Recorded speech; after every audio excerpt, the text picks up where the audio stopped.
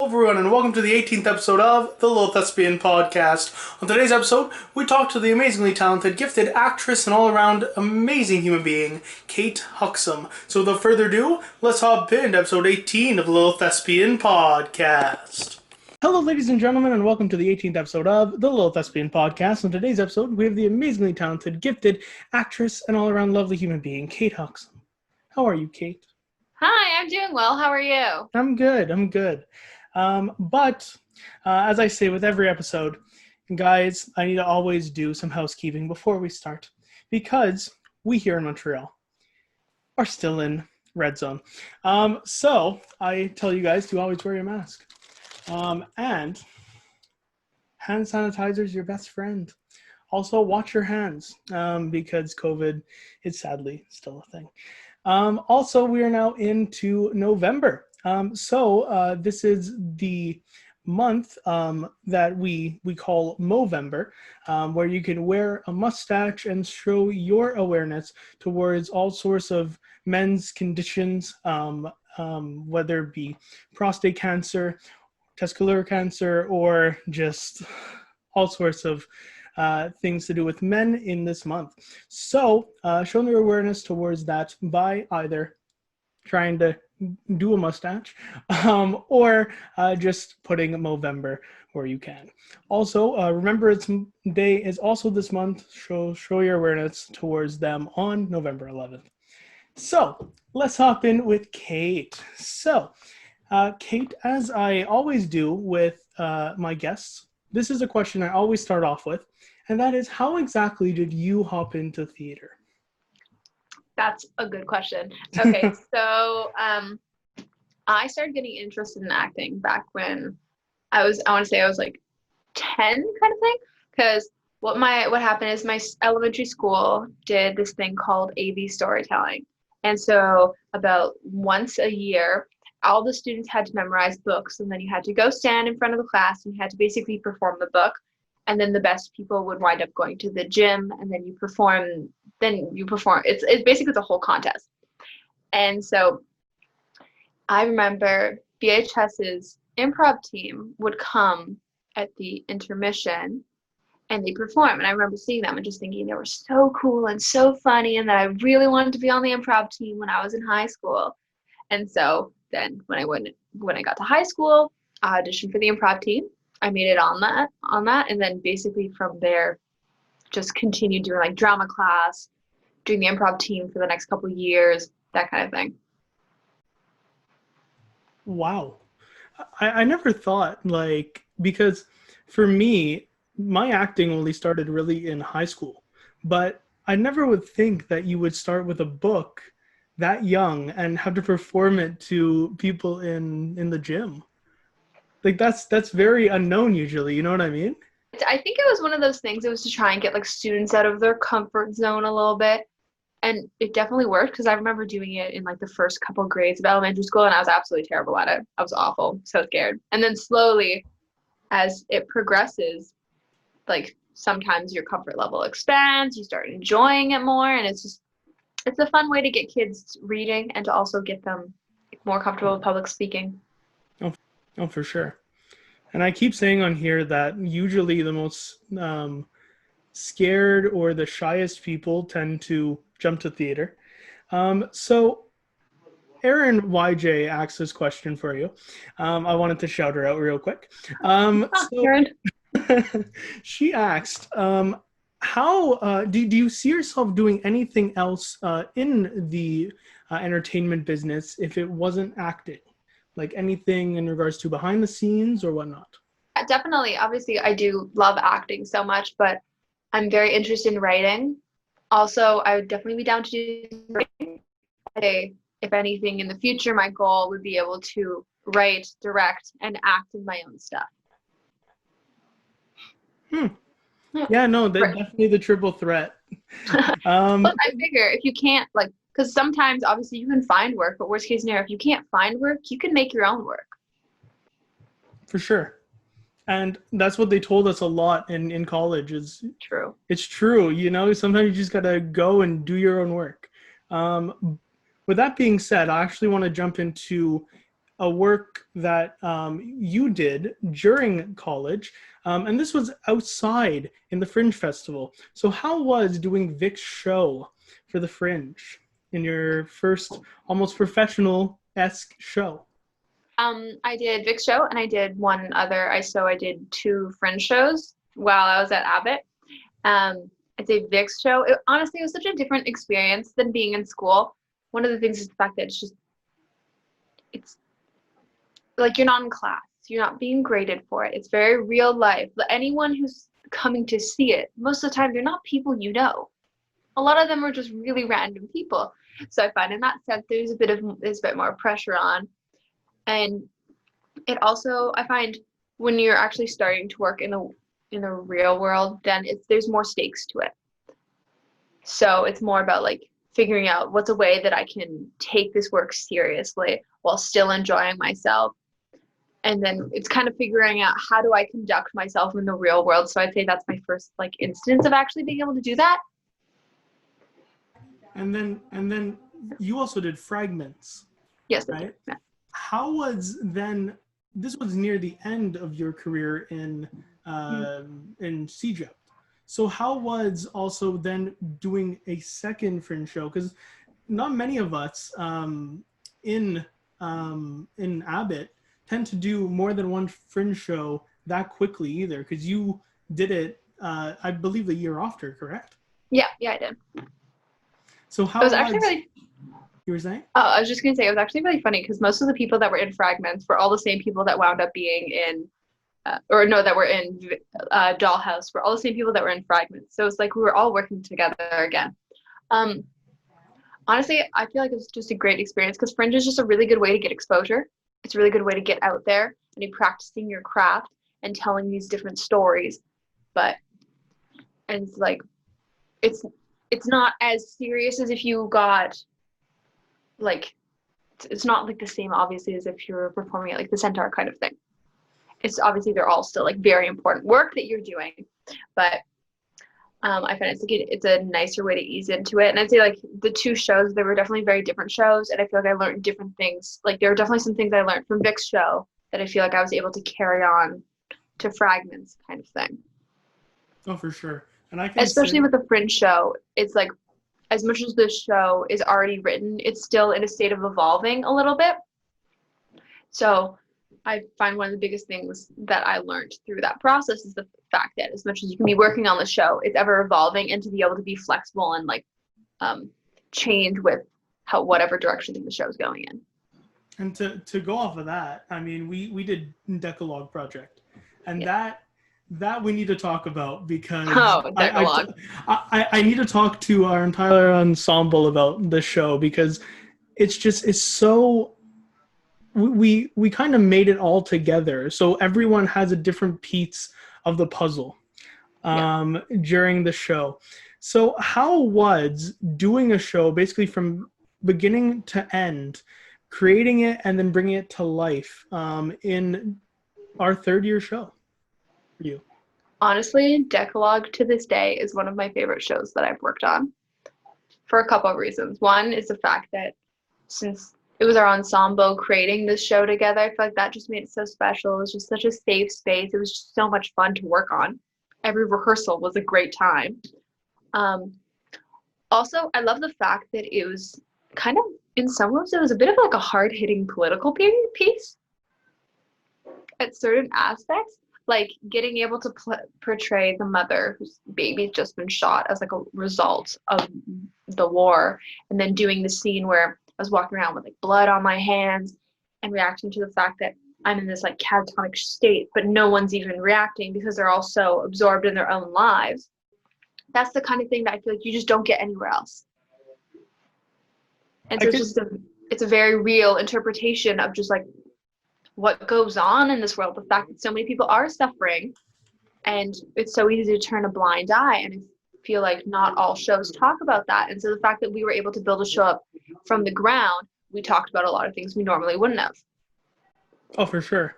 And I remember because you would pass by all the guys, because there was only 4 guys in the show, correct? Yeah. So it was just, you would pass by us, and we had to be deadpan the entire time. Yeah. But every time you guys would come around in that circle, I just, like, it was probably because our ensemble was so close-knit, but I just wanted to hug you guys and be like, everything's going to be okay. But, like, we couldn't. Like, it was that deep.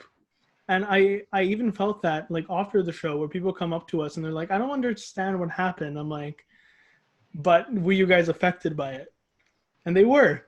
As much, like, I find that the most crafty and the most over-the-top shows that you might not even know affect you so deeply.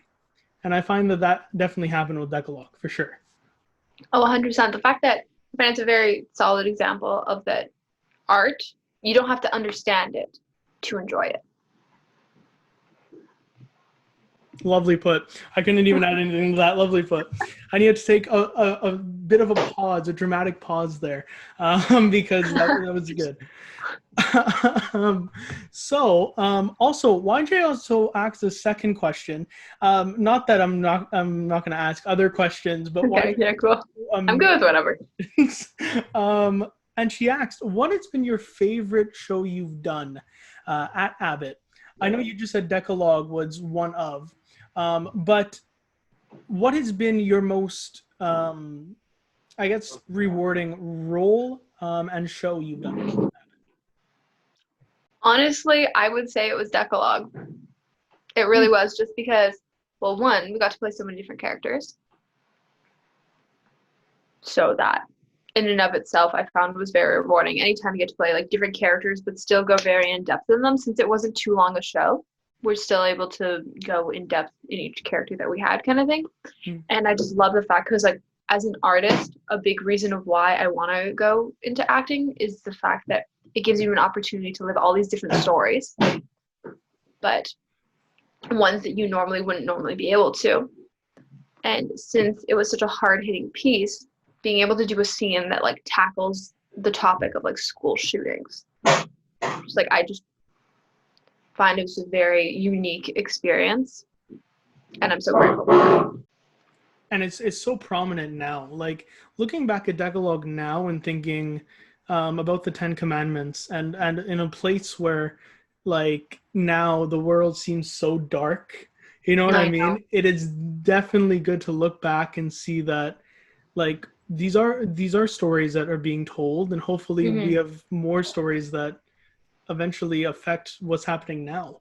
I continue to say on here that we have like the inequality that is definitely going to play a factor in stories coming up. 100%, as it should. Exactly. And we also have COVID now, which I feel like it's going to take a shape in a bunch of stuff coming out. But yeah, Decalogue too, they tackled so many sources. Like I didn't believe how much we tackled in that. But then looking back at it, we tackled a lot of There's a lot. huge things. And some may get confused looking at the pictures, but my I mean, God, fair. definitely fair. I get it. But yeah, no, it was definitely a show that I'm glad we got to put on during our time there. And especially as our third year show, because I know, usually eh? our third year shows tend to be like a very classic play or something that is not that philosophical. But we definitely had Andy Cook, and I need to shout out Andy Cook every Exactly. time because Andy Cook is a god. Um, but yeah, so let's hop into the other third year show we did together, which was Dr. Faustus. So Yeah. how was playing, again, a lot of different roles in that? Yeah. You played a guy, you played a duchess, you played lechery. Notice the pause there for 18 plus. But yes, so how was taking Christopher Marlowe's amazing play and putting it on stage with both third years and second years?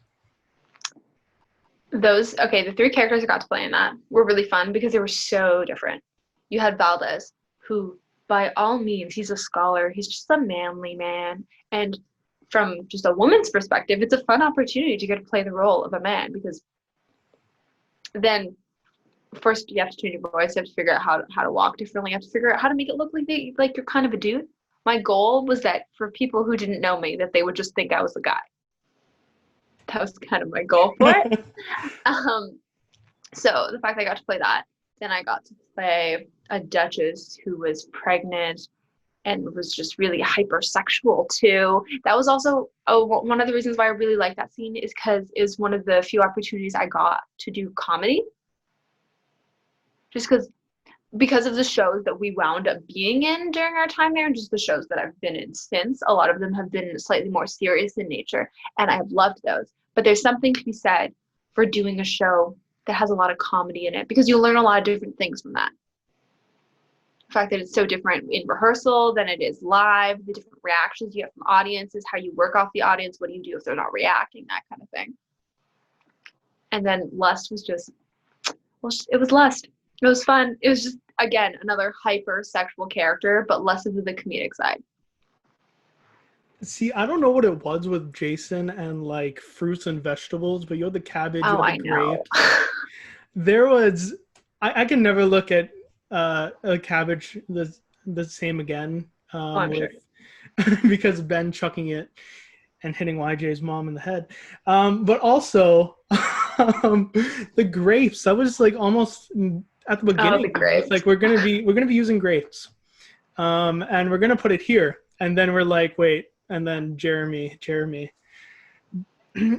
can play both tragic and comedic so simple. He just does it so great. And I remember watching that scene from the balcony, because not the balcony but the stairs, because Yeah. I was coming in for Horse Courser, and I would be watching it, and every time it'd be so different. You guys would almost improvise stuff that was happening in that Yeah, we did change it up. I'd say like every show we did something different with it. but it was so awesome to see in the like latter end of the play, just seeing these crazy characters come to life. And I bet Mm. comedy, because again, yeah, we didn't do comedy that much during our time. Honestly, one of my favorite things that ever happened in that show was a complete accident. I know there was one of the shows where the grapes had fallen out of like the pouch that they were supposed to be in. So I was like, okay. So now anytime I'm supposed to move in the scene, which like half the scene is us all walking around, I'm like, I can't move anymore. All right, let's try something different. And just trying to like honestly, I find some of the best moments in theater come from the things that you don't plan. Oh, for sure. And like because you and Ben would like, we got frozen, right? In Yeah. that scene. And there was one time that we cracked because you guys were like, you had to like do certain things during when we were frozen. It was part of the comedic part, the comedic bit. But I remember you and YJ were speaking during this time, like doing your little banter, and me and Adrian are just there, right? We're in our very weird position, and Adrian starts laughing, which makes me move where he was. And I'm almost trying to hold myself together, but we still have another 30 seconds to go through. Deadpan. Deadpan, because I was looking directly into the audience. So like your guys' comedy just definitely made that end of the show even more pleasant. And I truly did enjoy Faustus a lot as our last fun show. It definitely was. And yeah, with the second years and the third years, just a great cast and crew. Oh my God, the amazing stuff. Oh, of course. We're both Decalogue and Faustus. My God. Honestly, hats off to them. Again, I keep saying, like, I don't know how every part of our costumes in Decalogue somehow stayed white. I have no idea how that happened. A miracle is what it was. An absolute miracle. You know what they say, like movie magic? Well, theater magic, I think. I'm telling you, it was Andy. It was Andy Cook. He somehow made it happen. Not to degrade anybody that was actually scrubbing till 3 o'clock in the morning, but definitely a lot of scrubbing. Yeah, but Andy, I mean, yeah. So also, I want to ask, how was also doing this whole college experience? Because a lot of people were asking, just how is going through the entire program at Abbott in a 3-year program, a 3-year setting for you? Honestly, best decision I ever made for a couple of reasons. One, I met a lot of my best friends in that program. 2, I met some incredible teachers. And I'd say the fact that it's 3 years, spans over 3 years, gives you an opportunity to really learn a wide variety of things. And even if you don't wind up agreeing with the teacher's teaching style, you can still learn a lot from them because you're taught so many different things that it's kind of like you just pick and choose what applies to you. And I say, like, 3-year programs, it's really about being able to decide for yourself, am I someone that I feel like I can commit 3 years to this? Will I gain something from spending that much time there? Do I think I'm going to react well in that kind of environment? And for me, it was a really good fit. Like, I've always been someone who was decently studious, and I felt like it wasn't too hard to just sit down in a class and study. And then I started doing so much more than that. And then going back to classes where you have to actually just sit down and study, I was like, wow, oh my God, incredible that I was ever able to do this before, because it's so much more fun actually having the hands-on learning experience. Oh, for sure. Yeah. It's just, I feel like the entire program allows us to just explore so many outlets, I would say. Like, I never thought we would be able to do all sorts of masks and clown. I never thought I'd be a clown, but we did it. And we also did like acrobatics and stuff like that at the beginning of the year, or ground acrobatics. I never thought I'd be an animal. But animal definitely gives a good foundation. For sure. And then the rest, you go out in the real world and you hope something sticks. Exactly. And it's true. You're not going to agree with every teacher. Unfortunately, it's true. You're not also going to please everybody, right? But as long as you want to do this art, you can, again, like you said, take the best parts of what everyone's saying and just put it in our instrument, as we like to call it in the arts. And eventually, hopefully something clicks. So it's just about having an open mind to all these different styles of learning. As long as you're open to it, you're going to gain something from it. Yep. You're so right. But what I'm going to do, actually, as a segue, is I'm going to ask you what has been your favorite, almost, I guess, thing we've done that's not a show at Abbott, whether it be clown, whether it be mask? What has been your go-to thing we've done in college that is helping you now? That I use now? Verbing. It's verbing. 100%. And I don't even do it right. So, okay, technically in traditional verbing, you're supposed to use verbs for it. I don't usually use verbs. I use like anything that I feel like is a good way to describe how I'm supposed to be feeling or like what I'm supposed to be exuding in that moment. So sometimes I'll be like that, I don't know what feeling kind of thing. And I'll write that down beside it. But I find in my process, when it comes to whether I'm learning lines or a monologue or whatever it is, if first, obviously you memorize it. And then once I've memorized it, I'll try going through it a couple times on my own. And then I'll verb it. And whether I stick to the verbs or not, different story. But it's the idea that it gives you an opportunity to break down the text and really study each line for line, and get into the character's head in a different way and figure out what their intentions are. And then once you've decided on the intentions at least once, it's easier to branch off from there. You heard it here, guys. And I guess to piggyback off of that, do you have any words of wisdom for people that might want to jump into the arts? Jumping into the arts, I'd say my biggest words of wisdom, well, two things. One,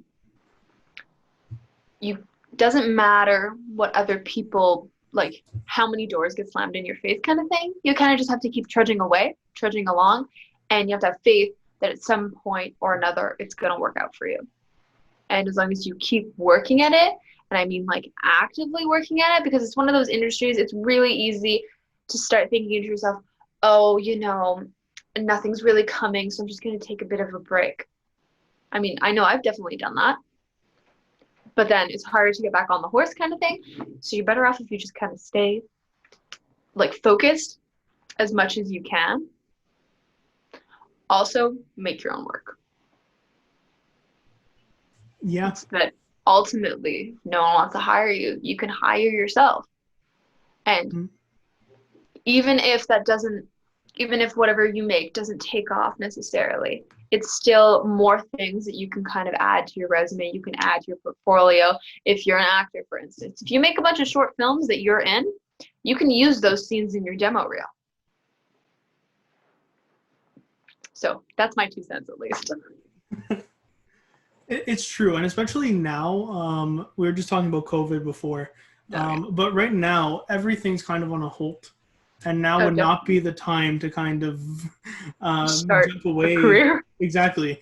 If anything, it's to hold on to it tighter while this is happening. But yeah, I mean, what you were saying, I mean, spot on. Lovely put. It's just you need to kind of, I keep saying take the plunge, but just kind of, yes, stay on the horse. Ride through whatever obstacle comes your way. Or is thrown at you. Because my God, acting and the entertainment business is one of the most demanding and scariest businesses that definitely so much instability. We make fun of it so often. Yeah, well, I mean, coping, like you have to make fun of it in order to be okay with it. Exactly, and like some people call it almost a hobby and not a career, which.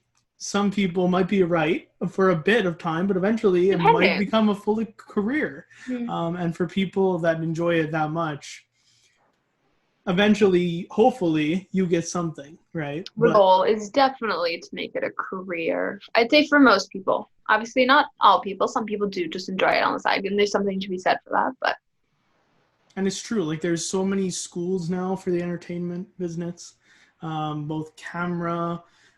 Film and acting. There's actually so many more that are coming into fruition now.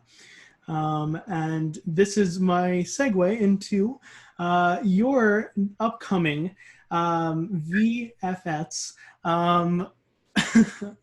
ride into Vancouver Film School.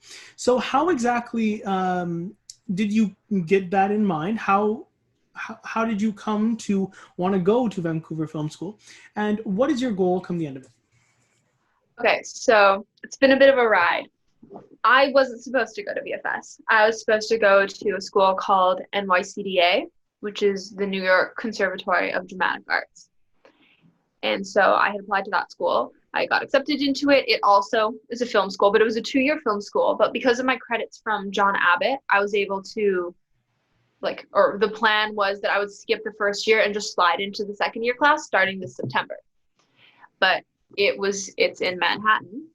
And so I was really excited about that for a while. But then obviously COVID happened. Between COVID and just the United States is kind of, a lot's happening there right now.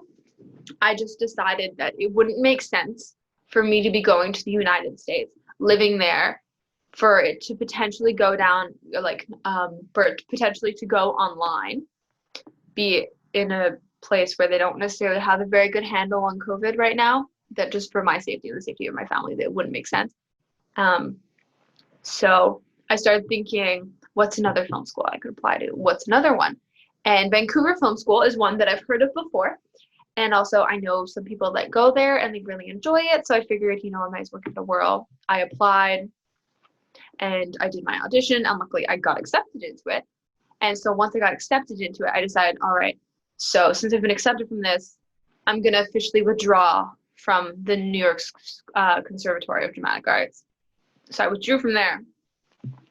And then, because I was supposed to be going there come this September, whereas for VFS, I'm just starting in January.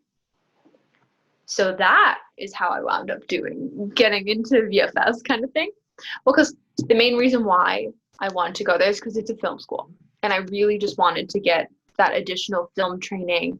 And I like the fact that VFS, you can learn mocap. I know they do things with accent work. They just do a lot of things that I felt like the things that I was missing from the training I'd gotten before. And I wasn't interested in doing a 2, 3, 4 year other program in acting. So 1 year intensive was a perfect fit for me. As for what I hope to get out of it, I really just hope to broaden my understanding of the film industry from the acting perspective, from directing perspective, just in general kind of thing. Also, build up connections and really build off of the learning that I've already gotten at Abbott, and just kind of springboard that into hopefully a successful career. I can definitely say to you that it will be successful. And I really hope you have a great time in Vancouver. It's true. I know the U.S. right now is literally on fire. Yeah, pretty much. And I mean, if we have U.S. listeners, which I know we have a couple, guys, just vote, please. Get out there. For God's sake, vote. Yeah. For everyone's sake. You have till tomorrow. Please do your part and vote.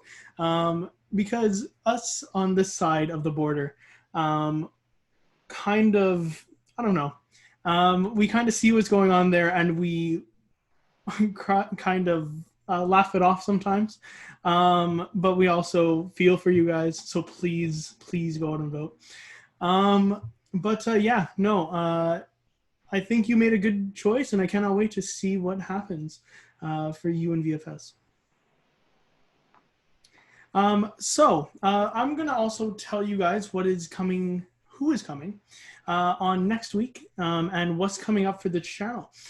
So next week, we'll be having Theodore Vlahos join us. We're going to have Theo on the next episode of the Thespian podcast, episode 19. And then we're going to be having a couple more big guests coming up. That's what I'm going to leave it at for now. But we're also going to have Shakespeare Sit-Downs, which is going to be premiering in November, where we take all sorts of Shakespeare's works and we sit down and talk about them in 2020, because they are so different looking back at them now. Definitely different. Oh, for sure. We're Slightly starting less PC now. Yeah. The first one we're going to be talking about is A Midsummer Night's Dream. Then we're going to be taking on Romeo and Juliet, because we need to get the big ones out of the way right away because those are heavy. So Midsummer's Night's Dream will be coming out hopefully in the middle of November. So if you guys want to join us on that, don't forget to check out our Instagram page for more information into joining the troupe to talk about all sorts of Shakespeare's amazing works. Let's get back to Kate and let's just finish it off with our two last questions. Sadly, I wish I can continue talking with you all night. But you're welcome. I just want to ask you, in regards to film, what would be almost a secondary thing you would look at if you weren't going into acting? What would be the second thing you would want to do in film, whether it be directing, editing, cinematography? I'd say directing or screenwriting. Like right now, because I got a little extra time on my hands, I'm working on writing a short film that I hope to also, well, I will. I'm planning on also directing it for myself, kind of thing. And I just feel like it's a great opportunity. If you're the director, if you're the screenwriter, you have so much say over what happens. You can decide how the story gets told. And like if you're a director, you can decide how people receive it, the kind of shots you use. And if you're writing it, then you're the voice of it. So. And the last question I want to ask you is, overall, through your time at Abbott, what has been the best thing you have taken with you and now that you cherish so much, looking back on? Like, do you mean like a memory type of thing? Yeah. Or? Yeah. I would say my favorite memory probably would be like on one of like our last days of class, I think, when we were all just like sitting around in the circle, just kind of having like a heart-to-heart talk. And like the biggest thing I think that I took away from Abbott, as much as a lot of it, I learned so much from acting. I feel like more than anything else, I learned a lot about myself.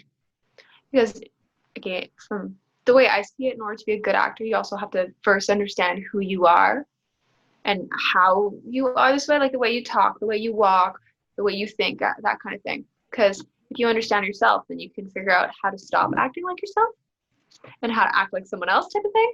Also how to understand other people's point of views. So Abbott really just helped teach me a lot about who I was and who I wanted to be. Lovely put. Thank you. You're welcome, and thank you so much for being on, Kate. It's been a pleasure talking with you, and it has been too long, but unfortunately, way too long. But unfortunately, COVID is now a thing. Yeah. I wish I can see you, but I know you're going to be doing amazing things in Vancouver. Well, thank you so much for having me. It's been an absolute blast. I try on this during COVID. It's very hard to make people not think in a dark way, but hopefully we're shining a light with this podcast. I've been hearing great reviews, so guys, continue to send in your great reviews, and continue to be amazing guests like Kate on this podcast. So as with every episode, I'm going to shine a light on Kate before we go. And then we're going to be saying goodbye, but then soon we'll be joining Theo on episode 19 of the Thespian podcast. So to shine a light on Kate, honestly, there is not a big enough light. Kate is literally a bundle of joy. Again, you can see it over the screen. And honestly, these 3 years was just a blast with her. She's just so positive, and it's so great to always have that next to you and beside you during dark times when you're doing some sad stuff with Tracy Lee, when we had those crying sessions and all sorts of crazy things. It's great to have a positive person next to you. And I can still see that she's going to do some amazing things coming up in Vancouver, and I cannot wait to see the bright future she has coming up. So thank you so much, Kate. I miss you. I love you, and I'll talk to you soon. I miss you too. Bye. Bye.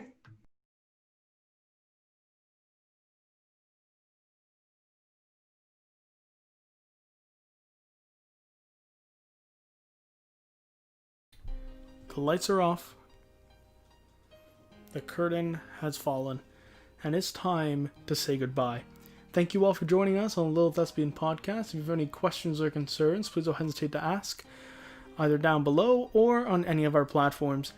On the next episode of the Little Thespian podcast, we talk to the amazingly talented, gifted actor, singer, dancer, and all-around lovely human being, Theodore Vlahos. I truly cannot wait to talk to Theo all things Laramie Project, Dr. Faustitz, 9 to 5, Rent, Peter and the Starcatcher, and so much more. It's going to be a great time on episode 19 of the Little Thespian podcast with Theodore Vlahos. I cannot believe we are already on episode 19 of the Little Thespian podcast, and we're going to be hitting another milestone once we hit episode 20 on this amazing podcast. Thank you guys so much for the amazing support you continue to show us, and I truly cannot believe that we're shifting into another month in November, which is going to be jam-packed for you guys, as we are going to be doing so much this month. If you guys want to show some more support, I highly encourage you guys to like this video. Also, comment your thoughts down below, and don't forget to subscribe to us here on YouTube. Also, all our links are always down below, so guys, go check out all my social medias and all my guest social medias down below. Thank you, Kate, for being on, and thank you guys for joining us on this episode of the Little Thespian podcast. Thank you all for watching, listening, and this is your host, Matthew Crandall, telling you guys to always shine bright through this dark time, and we'll see you all on the next Little Thespian podcast.